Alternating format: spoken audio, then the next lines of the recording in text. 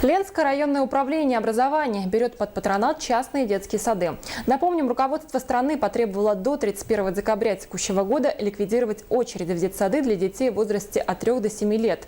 В Ленске существует пока лишь один частный детский сад. Как живут частники и нужна ли им помощь от государства? Об этом в репортаже Натальи Беспаловой.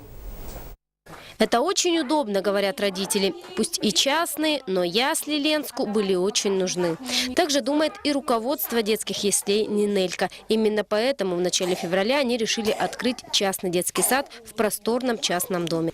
Естественно, ясли пользуются популярностью, потому что у нас полное пребывание ребенка с 8 утра и до 8 вечера. Полноценное питание детское. Условия, конечно, устроили родителей, а вот плата за услуги оказалась слишком высокой – 900 рублей в день, в месяц около 20 тысяч. Для многих родителей это неподъемная сумма. И хоть здание рассчитано на 40 детей, пока сюда ходит только 24 ребенка. Недавно районная администрация выделила грант – 350 тысяч рублей. Деньги потратят на новые кровати в спальне и ремонт новых помещений. Но чтобы помощь из бюджета была регулярной, по закону сад должен набрать группу детей от 3 до 7 лет.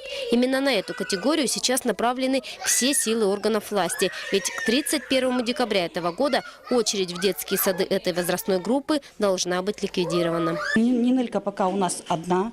И мы, конечно, поддерживаем чисто с нашей стороны пока методическая помощь, но администрация разрабатывает вопросы помощи финансирования определенных денежных сумм. Это, скорее всего, будет и коммунальные услуги, если они получат лицензию, а они это будут делать.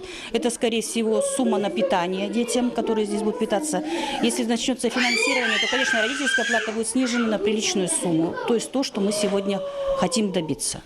Получается, что за счет организации группы детей от 3 до 7 лет в детском саду Нинелька выиграют родители и всех остальных детей. Плата может снизиться аж в 2 раза. Руководство Нинельки пообещало, что даже если они начнут принимать детей с 3 до 7 лет, отказываться от малышей ни за что не будут. Ведь первоначальное предназначение Нинельки и были ясли. Жаль только, что частным яслям помощь от государства не положена.